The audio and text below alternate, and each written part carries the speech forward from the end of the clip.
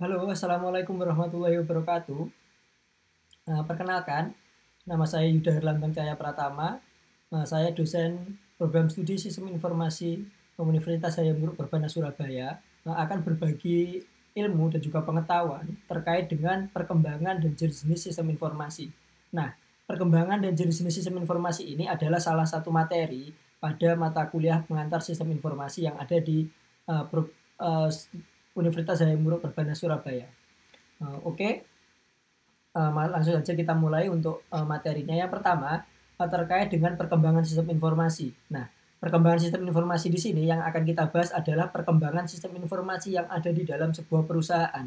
Nah, di dalam sebuah perusahaan, sistem informasi ini sangat berguna ya untuk membantu proses kelancaran bisnis dari sebuah perusahaan tersebut kayak gitu. Nah, di dalam perkembangan sistem informasi sendiri itu dimulai sejak era akuntansi di tahun 1950, kemudian 10 tahun lagi berkembang ke era operasional, kemudian berkembang lagi ke era informasi, kemudian berkembang lagi ke era jejaring, dan yang sampai sekarang adalah di era jejaring global kayak gitu.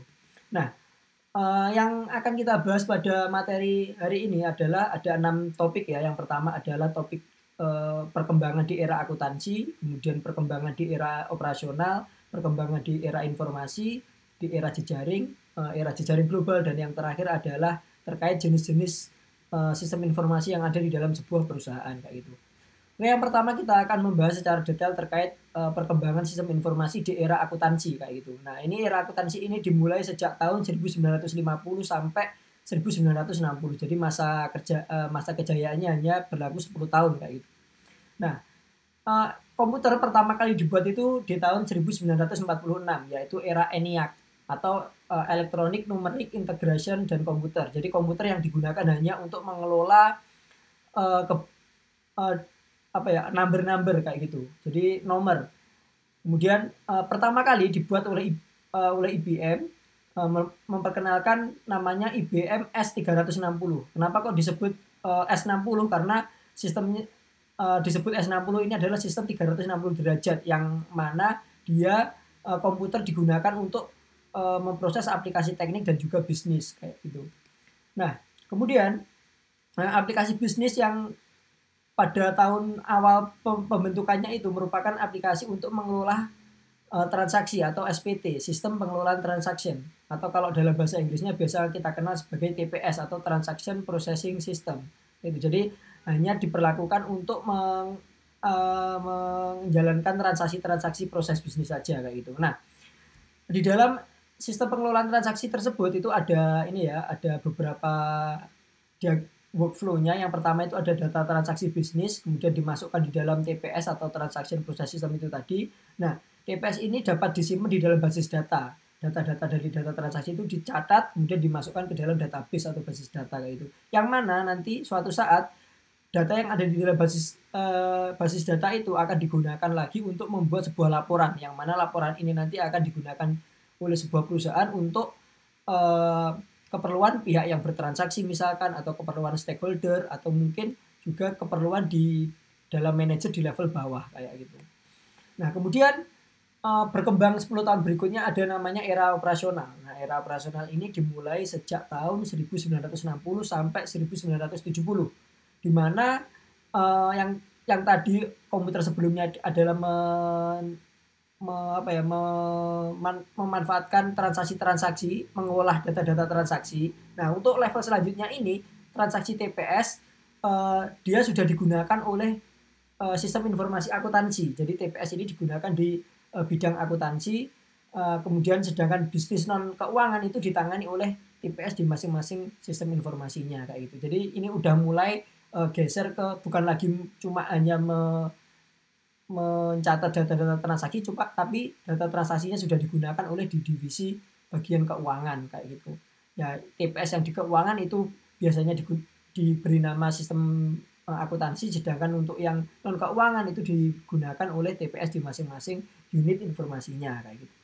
Nah, setelah era operasional kemudian kita lanjut lagi 10 tahun berikutnya itu ada namanya era informasi. Nah, era informasi ini dimulai sejak tahun 1970 sampai 1980 gitu. Nah, manajer fungsi atau manajer pemasaran, manajemen akuntansi, keuangan mulai membutuhkan sebuah sistem teknologi informasi untuk mendukung pengambilan keputusan mereka. Nah, ini udah mulai kalau kemarin cuma hanya mencatat aja, kalau sekarang para manajer-manajer di bagian operasional ini udah mulai membutuhkan sebuah aplikasi untuk mengambil keputusan mereka kayak itu. Jadi misalkan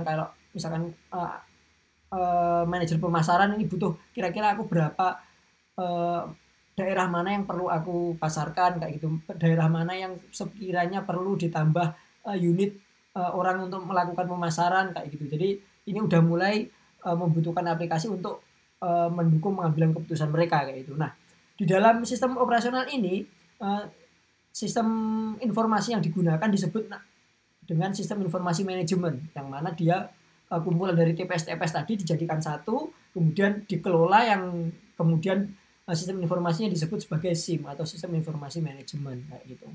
Nah, yang seperti kita ketahui pada materi sebelumnya bahwa di dalam organisasi itu ada level manajemennya ya, ada manajemen tingkat bawah, kemudian manajemen menengah sama manajemen atas kayak gitu. Jadi ada top manajernya, di mana ketiga ini menangani hal yang berbeda. Misalkan di level bawah itu dia terkait operasional, kemudian level menengah ini terkait informasi pengarahan.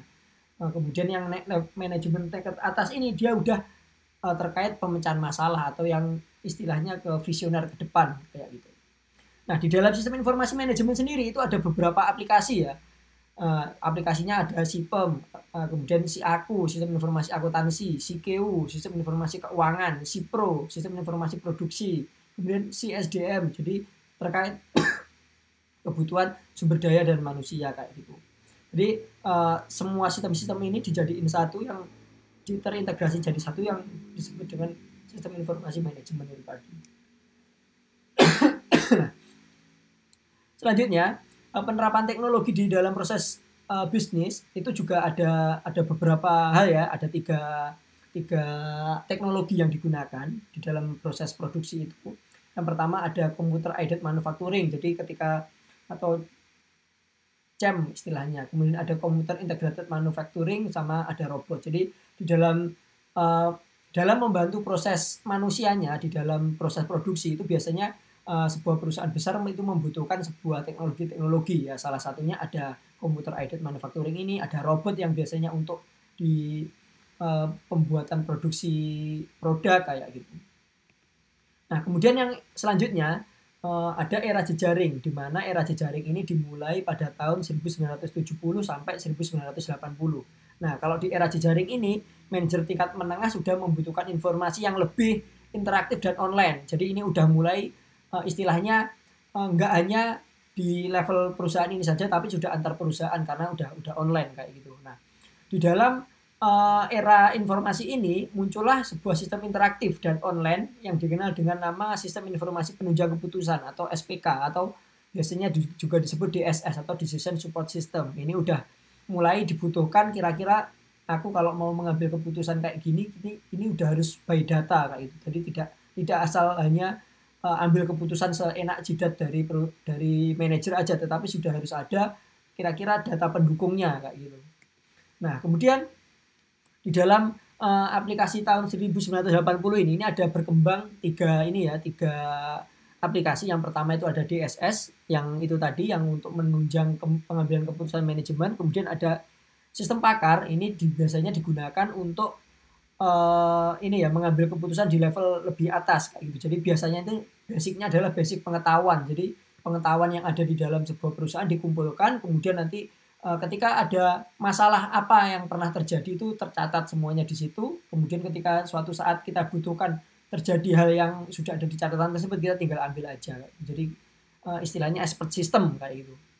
Atau menggantikan kehadiran seorang pakar, karena itu tadi ilmunya sudah dicatat semuanya di dalam sistem pakar tersebut. Nah, kemudian ada juga namanya sistem otomasi kantor. Jadi istilahnya semua kebutuhan yang ada di perusahaan itu sudah terotomatisasi kayak gitu. Jadi udah by system. Misalkan kalau kita mau absen, kita mau pengajuan surat kayak itu sudah by system. Itu namanya sistem otomasi kantor kayak gitu.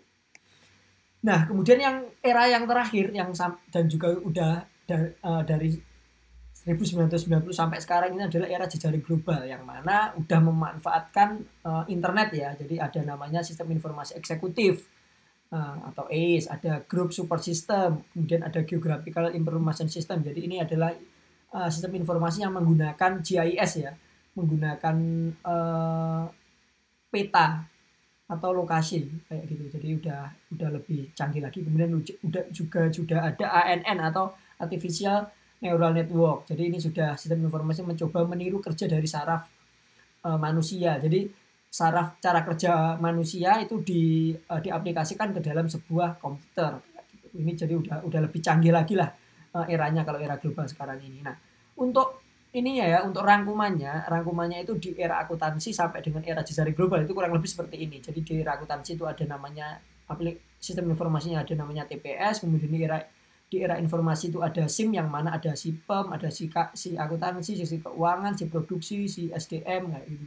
Kemudian di era jejaring itu ada decision support system, ada expert system, ada optimization office automation system kayak gitu. Kemudian di era jejaring ini udah ada ACE dan AN seperti yang tadi. Ini adalah rangkuman dari beberapa era-era perkembangan dari sistem informasi tadi. Nah, kemudian materi yang selanjutnya ini ada terkait dengan jenis-jenis sistem informasi. Nah, itu. Nah, di perusahaan jenis-jenis sistem informasi itu ada bermacam-macam ya.